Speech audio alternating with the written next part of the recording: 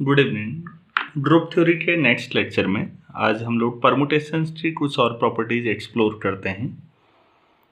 तो मैंने सबसे पहले लिखा है कि दो परमुटेशंस का जो प्रोडक्ट है वो ज़रूरी नहीं है कम्यूटेटिव हो, मतलब इन जनरल वो कम्यूटेटिव नहीं होता। आप ऐसे भी कह सकते हैं और ऐसे भी कह सकते हैं कि product of two permutations may not be commutative. कोई भी एक एग्जाम्पल उठा लेते हैं इसे साबित करने के लिए। फॉर एग्जाम्पल मैं ले लेता हूँ कि अल्फ़ा सपोज मेरे पास 1 2 3 है और जो बीटा है आपके पास कुछ भी ले लेते हैं 2 5 ले लेते हैं, ठीक है। नाउ अल्फ़ा बीटा 1 2 3 2 5 हमने देखा था 1 से स्टार्ट कर लीजिए कहीं से। 1 इसमें फिक्स है तो इधर आ जाइए, 1 1 पे गया, अब इधर आ जाइए तो 1 कहाँ गया 2 पे, तो 1 फाइनली 2 पर गया, तो अब 2 से शुरू कर लीजिए। 2 5 पे गया, ठीक, इधर आ जाइए, 5 फिक्स रहा इसमें तो ये आया 5 पर, 5 2 पर और 2 3 पर, तो अब 3 फिक्स है और यहाँ 3 1 पर गया, तो ये साइकिल पूरा हो गया और फाइनली क्या बना 1 2 5 3। अच्छा चलिए बीटा इंटू अल्फ़ा देखते हैं कितना आएगा। बीटा 2 5 1 2 3, तो अब देखते हैं 1 कहाँ जाता है। 1 से स्टार्ट करिए, साइकिल कहीं से भी स्टार्ट कीजिए, साइकिल का ना इनिशियल पॉइंट होता है ना फाइनल। 1 2 पे गया और 2 5 पर, तो 1 फाइनली 5 पर गया, तो 5 यहाँ फिक्स है, 5 पे गया, यहाँ 2 पर गया। अब 2 देखिए 2 3 पर गया, 3 यहाँ फिक्स है, और 3 देखिए 1 पर गया, 1 यहाँ फिक्स है, तो ये कितना आ गया 1 5 2 3। आप देखिए साइकिल बिल्कुल डिफरेंट है, 1 2 5 3 1 5 2 3 डिफरेंट है, since alpha beta is not equal to beta alpha. Hence the properties that in general कोई भी आप ऐसा दो ले लीजिए तो आपको दिखेगा कि ये कम्यूटेटिव नहीं दे रहे हैं। अच्छा कई केसेज ऐसे हैं जहाँ अल्फा बीटा और बीटा अल्फा कम्यूटेटिव होते हैं, तो फिर मैथमेटिशियंस ने इस पे सोचा कि आखिर कब ऐसा होता है कि दो परमुटेशंस का प्रोडक्ट कम्यूटेटिव हो और कब ऐसा पता लग जाए कि ना हो। तो आप लोग देख रहे हैं कि यहाँ जो मैं अल्फ़ा बीटा ले रहा हूँ वो डिसजॉइंट नहीं है, मतलब उसमें कुछ कॉमन है। जैसे अल्फ़ा और बीटा में कॉमन देख रहे थे आप 2, तब ऐसा हो रहा है। तो मैथमेटिशियंस ने ऑब्जर्व किया कि जब दो परमुटेशन डिसजॉइंट होते हैं तो उनका जो प्रोडक्ट है वो कम्यूटेटिव होता है। पहले ये ऑब्जर्वेशन रहा होगा और बाद में फिर उसका इन जनरल प्रूफ ढूंढा गया। तो मैं आपको जो इन जनरल प्रूफ है वो कराता हूँ। तो हमारे पास कोई दो डिसजॉइंट परमुटेशन ले लीजिए, तो हमें ये प्रूफ करना है कि अल्फ़ा बीटा और बीटा अल्फ़ा का प्रोडक्ट कम्यूटेटिव होता है। तो आगे हमें फिर इस थ्योरम के बाद याद भी रखना है कि दो परमुटेशंस का प्रोडक्ट कम्यूटेटिव होने के लिए क्या नेसेसरी हो गया, जिस समय दोनों डिसजॉइंट होंगे तो ऐसा होगा। तो मैं एक सेट ले लेता हूँ और उसमें दो परमुटेशन ले लेता हूँ अभी, अल्फ़ा और beta. Let S equal to मेरे पास suppose A1 A2 AM B1 B2 BN C1 C2 CK, ये एलिमेंट्स हैं। Be a non empty set.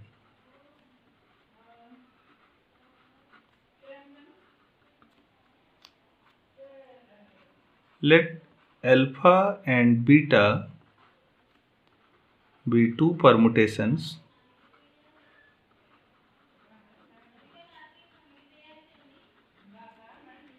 on S such that, in general मान लेते हैं अल्फा जो है साइक्लिक, हम साइकिल है A1 ए एम मान लीजिए, लेंथ भी अलग अलग ले ली मैंने, और beta equal to B1 B2 Bn। ये साइकिल है हमारे पास। क्लियर है?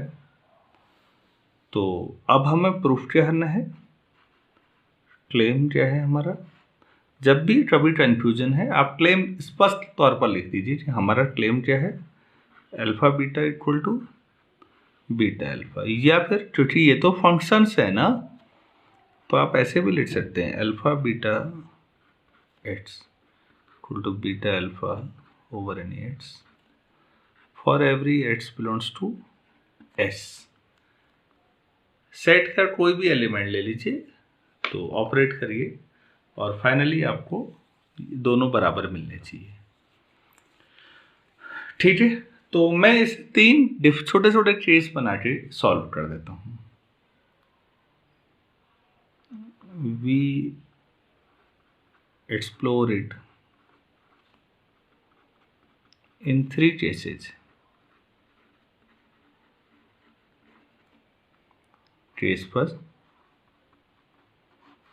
if x is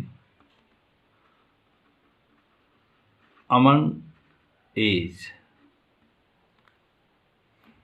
जितने a हैं मतलब A1 A2 AM तक, उनमें से अगर x होता है तो दूसरे केस में x को हम इनमें से मान लेंगे B1 से Bn तक कोई, और तीसरे केस में C1 से Ck तक। तो हम तीनों केस में दिखा देंगे कि ऐसा हो रहा है। तो इसका मतलब एस के हर एलिमेंट के लिए ये कम्यूटेटिविटी होल्ड कर रही है, तो इसका मतलब ऐसा होगा। If x is among as से AI, देन कोई ए को कुछ भी मान लीजिए, मतलब AI मान लिया मैंने, तो अल्फा बीटा ऑफ AI, तो इसका मतलब अल्फा ऑफ बीटा AI ऐसा लिखेंगे। ठीक है, अब आप देखिए इसमें कोई AI था नहीं था ना, इसका मतलब ये सारे AI को फिक्स करता है। ठीक है, इसमें B1 B2 पे जा रहा है, B2 B3 पे, और and so on Bn last में B1 पे, इस साइकिल में। तो इसका मतलब जो नहीं है वो फिट्स हैं, इसमें AI नहीं है तो AI को ये फिट्स कर देगा। तो क्या आ जाएगा, अल्फा AI। अब अल्फा में देखिए A1 कहाँ जा रहा है, A2 पर, A2 कहाँ जा रहा है, A3 पर, तो AI कहाँ जाएगा, अगले वाले पे AI+1। क्या ये समझ में आया? अब देखिए बीटा अल्फा AI, तो beta of alpha AI, beta alpha AI कितना, AI+1 अभी किया था, और बीटा तो सारे A को फिट्स कर रहा है ना, तो ये कहाँ पर रहेगा, वहीं रहेगा जहाँ पर है। तो आपने देखा कि भाई हाँ यहाँ तो बराबरी आ रही है, कोई भी AI लीजिए, अल्फा बीटा और बीटा अल्फा की वैल्यू बराबर है। ठीक है ना, दिस इम्प्लाइज। चलिए अभी पूरा कंक्लूजन लिखने की जरूरत नहीं, अब दूसरा कर लेते हैं यहीं से। केस सेकंड, आप सोचिए क्या होगा इस बार। इफ एक्स इज अमंग बीज से BI BJ कुछ भी सिंबल ले लीजिए, देन तो अब इसे करते हैं अल्फा बीटा BI, तो अल्फा बीटा ऑफ BI, तो अल्फा तो ठीक है, अब बीटा देखिए साइकिल इस समय आपके पास बीटा में ऐसा हो रहा है कि B1 B2 पे जा रहा है, B2 B3 पे जा रहा है। इस बार जो B है वो यहाँ नहीं है, तो अल्फा इनको फिक्स करेगा और बीटा अपने से एक आगे वाले में बढ़ा देगा। तो ये कितना हो जाएगा, BI+1, और अल्फा तो इनको फिक्स करेगा, तो ये कितना हो जाएगा, BI+1। अब ऐसे ही बीटा अल्फा BI, तो कितना, beta of alpha BI,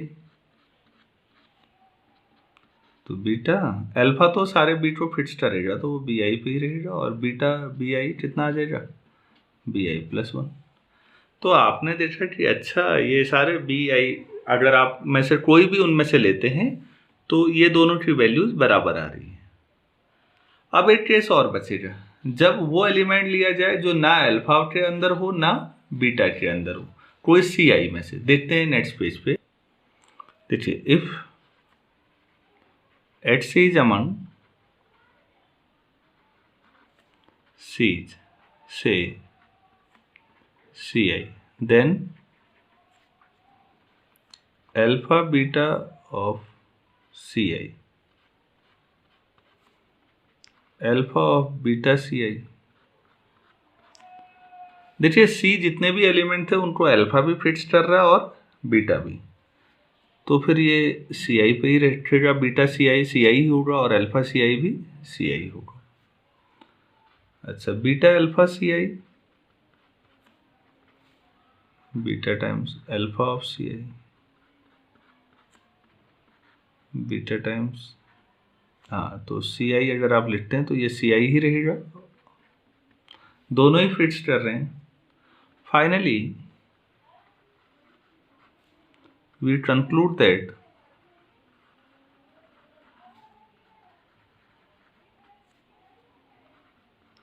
alpha beta over any x, beta alpha over any x are equal for every x belongs to S। This implies alpha beta short में आप लिख सकते हैं beta alpha, that is permutations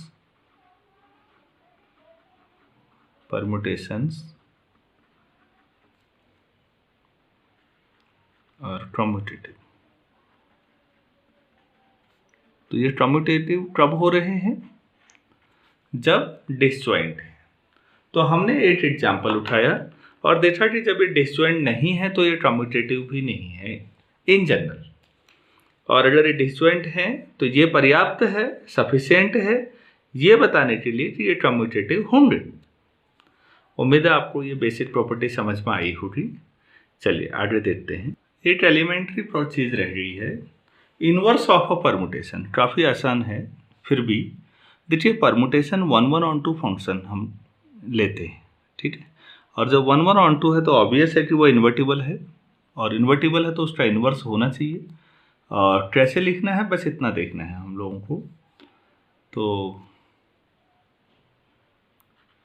let alpha आपके पास कोई cycle है, मान लेते हैं 1 2 3 4। तो अल्फा आप लिखेंगे 1 की इमेज 2 पर, 2 की इमेज 3, 3 की इमेज 4 और 4 की इमेज 1। और आप इसी को ऐसा भी तो लिख सकते हैं, ये भी हम कई बार पढ़ते हैं 1 2 3 4, 1 2 3 4, 1 की इमेज 2, 2 की इमेज 3, 3 की इमेज 4, 4 की इमेज 1। तो अल्फा इनवर्स जो होगा उल्टा हो जाएगा। अब ये डोमेन हो जाएगा और ये रेंज बाइजेक्शन है।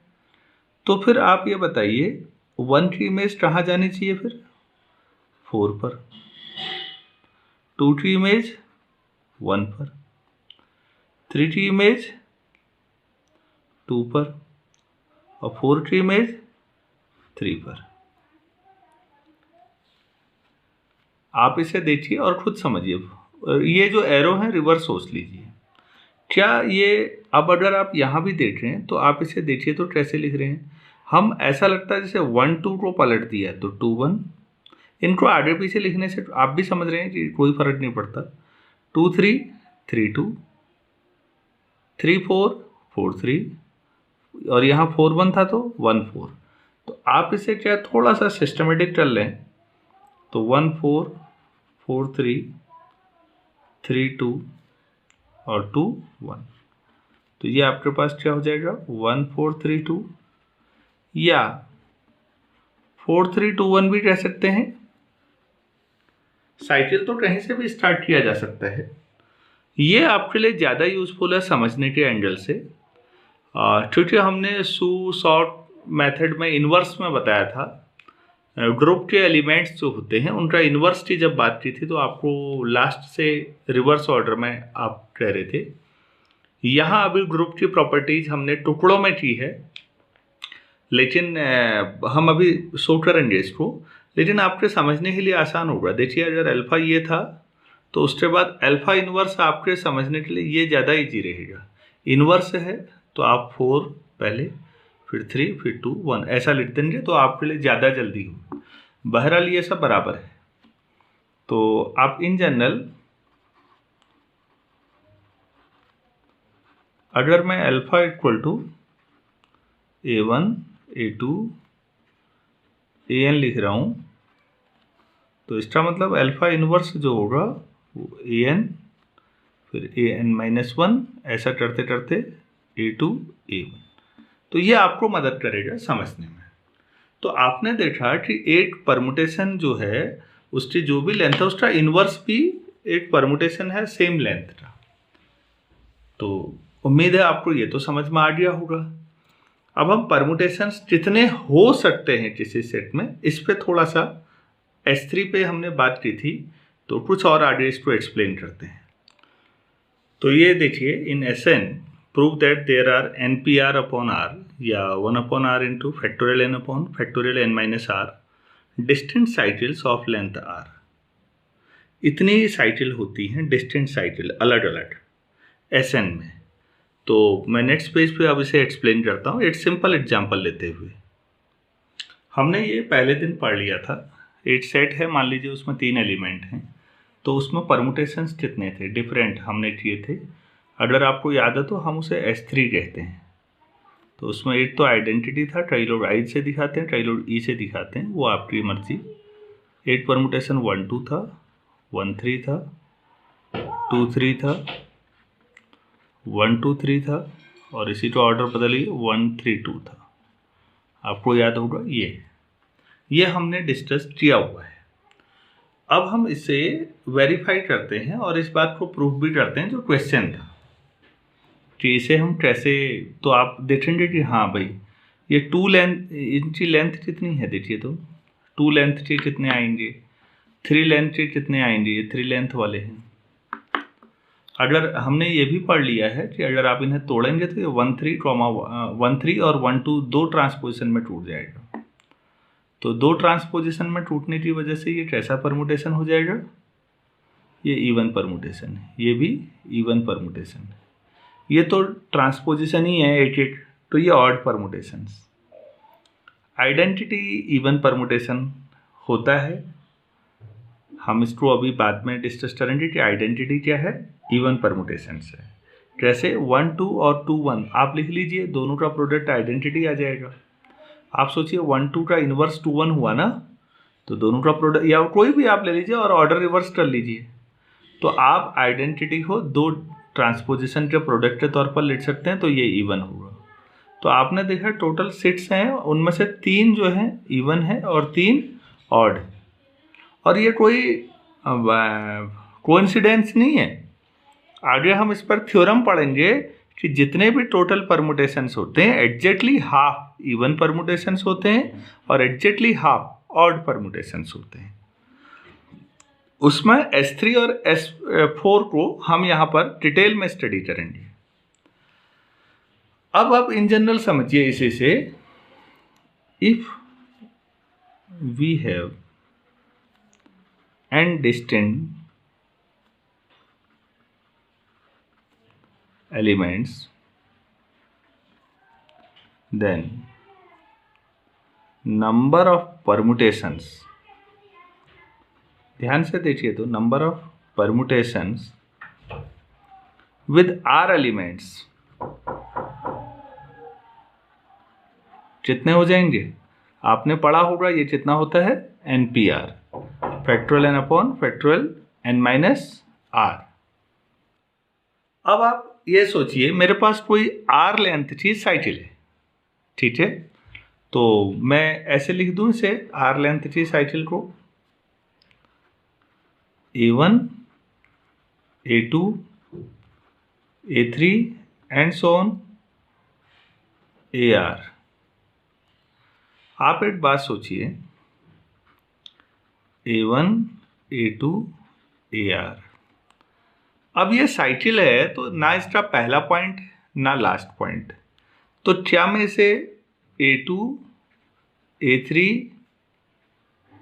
AR और A1 ऐसा लिख दूँ? 2 से शुरू कर लीजिए, 2 3 फिर A1 तक। आप ऐसे ही चाहे शुरू कर सकते हैं, A3 से शुरू करते हुए A2 तक, और ऐसे ही AR से शुरू करते हुए AR फिर A1 AR-1। कोई भी लिख सकते हैं, आप समझ रहे होंगे कि ऐसा तो कई तरीके से होगा। हर एलिमेंट जो साइकिल में है आप वहां से शुरू कर सकते हैं साइकिल को। तो साइकिल पर कितने एलिमेंट हैं? R एलिमेंट हैं, तो कितनी साइकिल बनेंगी? R साइकिल, और ये सबके सब R साइकिल 8 जैसी हैं। तो आपके R साइकिल आप आइडेंटिकल हैं क्योंकि इक्वल हैं, सब एक ही हैं। तो आपके नंबर ऑफ डिस्टिंक्ट परमुटेशन जो होंगे वो कम हो जाएंगे। ये तो डिस्टिंक्ट एलिमेंट्स है, तो देन नंबर ऑफ यहाँ पर परमुटेशन का मतलब अरेंजमेंट से था मेरा। देन नंबर ऑफ अरेंजमेंट शब्द सही रहेगा। हम परमुटेशन को तो स्पेशल मीनिंग में समझ रहे हैं ना। नंबर ऑफ अरेंजमेंट्स, तो ये हो गया। Since R cycles are identical,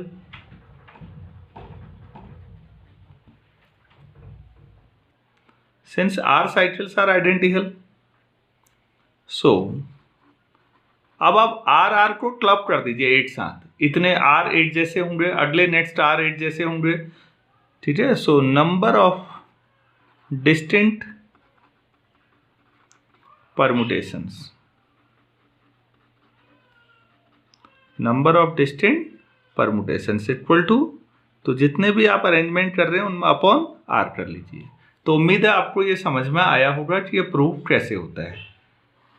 तो ये तो आपका एक्चुअल प्रूफ था, बहुत सारी जगहों पर काम आएगा आपके, और बहुत एलिमेंट्री प्रूफ है। अब देखिए एग्जाम्पल हम इसको करते हैं S3 में। इन S3 number of R cycle is 2 cycles. तो आप सोचिए फॉर्मूले से n यहाँ पर Sn है ना, वहाँ Sn किया था, और यहाँ S3 है, तो n तो 3 हो गया और R 2 हो गया, तो 3p2 अपॉन 2। तो ये हो जाएगा 1/2 फैक्टोरियल 3 अपॉन 3 - 2 फैक्टोरियल, तो 1 फैक्टोरियल। तो कितना आ जाएगा? ये तो 1 हो गया, फैक्टोरियल 3 6/2 3। तो आपके 2 लेंथ के कितने साइकिल होंगे S3 में? 3 होंगे।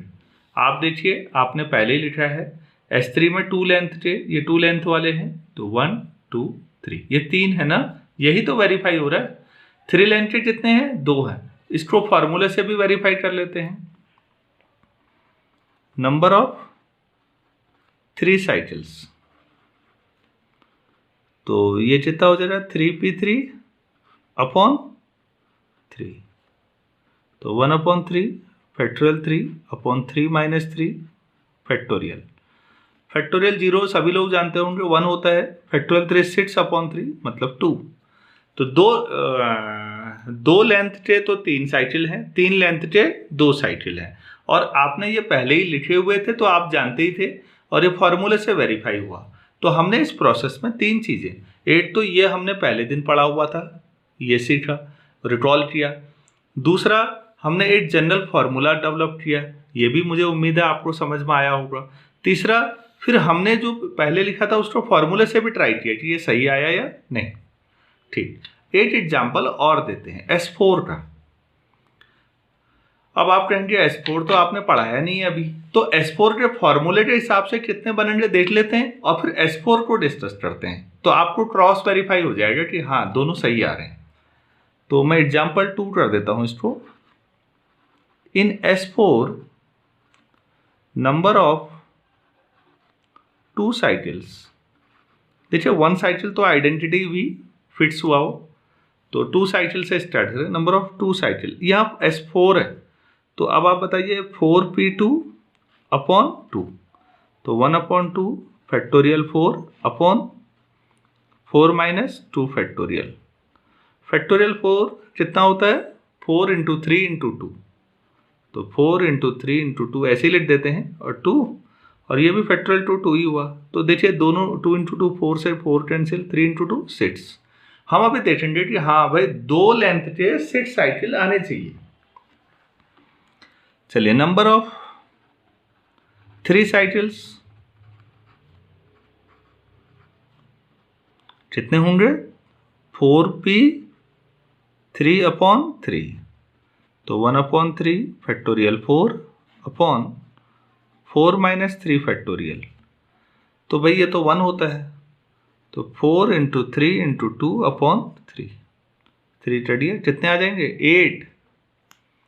देखिए अगर आप बनाना शुरू कर देंगे 8 करके बड़े S4 S5, तो तब तो बहुत लंबा चले जाएगा। तो इसलिए फॉर्मूला कई बार आपको एग्जाम में मदद करता है चीज़ों को समझने में कि कितने होंगे। और number of 4 cycles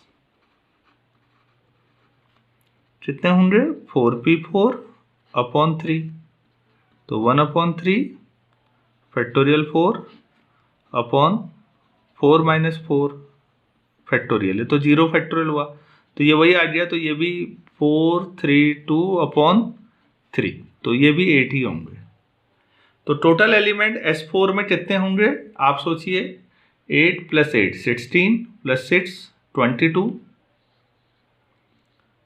2 cycle, 3 cycle, 4 cycle कितने होने चाहिए थे S4 में? आप सोचिए, मैंने आपको बताया था Sn जब होगा तो फैक्टोरियल n 1 ऑन टू, मतलब बाइजेक्टिव फंक्शंस हम डिफाइन कर सकते हैं। तो S4 में 24 एलिमेंट्स होने चाहिए। कितने होने चाहिए एलिमेंट? 24 एलिमेंट्स होने चाहिए। तो आप सोचिए कि क्या हुआ इसमें।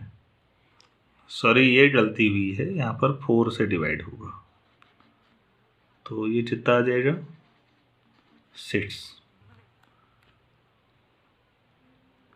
कितना? 6। तो आपके पास 2 साइकिल इतनी होंगी, 3 साइकिल इतनी होंगी, 4 साइकिल इतनी होंगी। बाकी जो साइकिल होंगी वो कॉम्बिनेशन से बन रही होंगी। कॉम्बिनेशन से मतलब डिसजॉइंट साइकिल्स बन रही होंगी। टोटल 24 बनेंगी। ये तो सिंगल साइकिल हो गई ना टोटल, कि 2 साइकिल इतनी है। चलिए हम इसको थोड़ा सा इलस्ट्रेट करते हैं कि कैसे अब आपके पास S4 में 24 एलिमेंट्स बनेंगे। उम्मीद है आपको S3 में तो समझ में आ गया होगा, S4 हम डिस्कस करते हैं। चलिए हम एक सेट ले लेते हैं S4 पे डिस्कशन, S = 1 2 3 4, कोई भी 4 एलिमेंट लीजिए, 1 2 3 4 लें, ABCD ले लें, A1 A2 A3 A4 लें, कोई फर्क नहीं पड़ता। देखिए अगर आप एक अलजेब्रा के स्टूडेंट हैं तो आपको अलजेब्राइक प्रॉपर्टीज़ पे फोकस करना है कि जो एलिमेंट्स हैं उनकी अलजेब्राइक प्रॉपर्टीज़ क्या है, उस पर ज़्यादा फोकस करना है, बजाय कि वो एलिमेंट क्या क्या है। एलिमेंट्स की प्रॉपर्टीज़ पे फोकस करना है, ये ध्यान रखिएगा। और इसीलिए हम बाद में आपको होमोमॉर्फिज्म पढ़ाएंगे, और आपको होमोमॉर्फिज्म के बाद रियलाइज होगा कि इससे 2 ग्रुप अगर होमोमॉर्फिक हो गई, इसका मतलब है उनकी जो अलजेब्राइक प्रॉपर्टीज हैं काफ़ी हद तक एक जैसी होंगी। अब उन ग्रुप्स में एलिमेंट क्या क्या है आप इन पे सोचिए ही मत। तो हम लोग अलजेब्रा के स्टूडेंट होने के नाते 1 2 3 4 या ABCD लेने से कोई फर्क नहीं पड़ता है, ये ध्यान रखिएगा। चलिए देखते हैं अब आपके पास जो S4 बनेगा उसमें क्या क्या होगा। आइडेंटिटी होगी, जाहिर सी बात है। अच्छा, दो लेंथ का बनाइए तो साइकिल क्या बनेगा? 1 2 बनेगा, बिल्कुल सही। और 1 से ही स्टार्ट करिए, 1 3 1 4, 1 से पूरे हो गए। अब 2 से शुरू कर देते हैं आगे को, तो क्या बनेगा साइकिल? 2 3 2 4, 3 से शुरू करिए, 3 4, पहले 1 से करिए, 1 2 1 3 1 4, 2 से 2 3 2 4, 3 से 3 4, तो 2 लेंथ के इतने ही होने चाहिए। तो अब आप पीछे अपने उसमें देखिएगा, हमने क्या बोला था? 2 लेंथ के कितने बनने चाहिए थे? 6। ये कितने हैं? 1 2 3 4 5 6 ही। चलिए थ्री लेंट्रा करते हैं। तो थ्री लेंट्रा मैं यहाँ से लिख रहा हूँ 1 2 3, 8 साइकिल बनेगा। तो जो ही आप ये बनाते हैं आप इसको ऑर्डर बदल भी दीजिएगा ताकि आपको 8 साथ 2 1 2 3 1 3 2 2 बन गए। फिर क्या सोचेंगे आप इनमें 1 2 3 हो गया तो 1 2 4 कर दें, तो फिर 1 4 2 भी कर लीजिए, ये भी ठीक है। अब 1 2 3 1 2 4 1 3 4 1 3 4, तो फिर 1 4 3 भी कर लें। ठीक, अभी तक सब में 1 कॉमन है, 1 हटा लीजिए 2 3 4, तो इसी में 8 2 4 3, तो 3 साइकिल देखिए 1 2 3 4 5 6 7 8, और हमने अभी फॉर्मूले से कैलकुलेट किया था 3 साइकिल टोटल 8 बन रहे थे। 4 साइकिल हम सोचते हैं, 4 साइकिल्स मैं यहाँ से लिख रहा हूँ, ये पूरा सेट है, आप ध्यान दीजिएगा। बस मैं इनको लिख दे रहा हूँ ताकि काउंटिंग आपके लिए आसान हो। 1 2 3 4, 8 साइकिल है, 4 लेंथ का, आप ऐसा लिख सकते हैं। और क्या हो सकता है इसके बाद 1 2 4 3 कर दें, 3 4 में ये कर दिया, और 1 1 2 4 3 1 4 3 2 1 4 2 3 1 4। आप साइकिल को थोड़ा सा आगे पीछे करने की कोशिश करिए, एलिमेंट्स अलग होने चाहिए। साइक्लिक ऑर्डर में 1 से शुरू किया तो 1 2 3 4 1 4 2 3 1। अब आप 2 से शुरू करिए तो ऐसा कुछ साइकिल में क्या बन सकता है। अगर मैं 1 के बाद 2 ले आया, 1 के बाद 4 भी ले आया, 1 के बाद 3 ले आऊँ तो 1 3 पहले कर दूँ, तो अब क्या बचे 8 तो 2 4, और दूसरा क्या बचा 1 3 में 4 2। तो देखिए 4 लेंथ में कितने आ गए 1 2 3 4 5 6, तो 6 ही थे ये। ठीक, अब क्या बचा, इसके अलावा हम इनको डिसजॉइंट साइकिल्स में और तोड़ सकते हैं। देखिए 1 2 8 हो और 3 4 8 हो, ऐसा हो सकता है या नहीं। ये भी 2 लेंथ, ये भी 2 लेंथ, ये फॉर्मूले में काउंट नहीं हुए थे। फॉर्मूले में जो अकेले पूरा परमुटेशन साइकिल है केवल वही आ पाए थे। अब फिर ऐसा तो 1 3 8 साल ले लें तो 2 4 ऐसा हो सकता है या नहीं। 1 2 ले लिया 3 4, देखिए ये डिसजॉइंट हैं तो ये कम्यूटेटिव होंगे, इनको आगे पीछे लिख के कुछ नया नहीं मिलना है। 1 3 2 4, और क्या हो सकता है 1 4 2 3 1 2 1 3 1 4 1 4 2 3, और एक आइडेंटिटी हो गया 3, और एक 4 एलिमेंट ये हो गए, और 6 आपके पास 1 2 3 4 5 6 2 लेंथ के थे, 8 ये थे 1 2 3 4 5 6 7 8 1 2 3 4 5 6 ये हैं, 6 8 6 कितना होता है 20, और ये 3 ये है 23, 8 आइडेंटिटी है 24, ये 24 एलिमेंट्स का कलेक्शन है। उम्मीद है S4 आपको समझ में आया होगा कि S4 में 4 एलिमेंट्स में डिफरेंट परमुटेशन कैसे कैसे बनाए जा सकते हैं। ये हमें सबसे ज़्यादा काउंटर एग्जाम्पल S4 और S3 देंगे। प्लीज़ आप इन्हें अच्छी तरह समझिए, मैं बार बार कह रहा हूँ मैं जानबूझ के स्लो चल रहा हूँ, मेरे स्लो चलने को आप इस पॉजिटिवली लीजिए ताकि आपको बातें अच्छी तरह समझ में आ सकें। मैं अब इसमें हम लोग एक इवन परमुटेशंस की बात कर रहे हैं। तो हमने पिछली बार बात की थी इवन परमुटेशन क्या था, आप किसी भी परमुटेशन को ट्रांसपोजिशंस में ब्रेक कर सकते हैं, उनकी संख्या देख लीजिए, अगर नंबर ऑफ ट्रांसपोजिशंस इवन है तो इवन परमुटेशन था, तो और ऑड है तो ऑड परमुटेशन।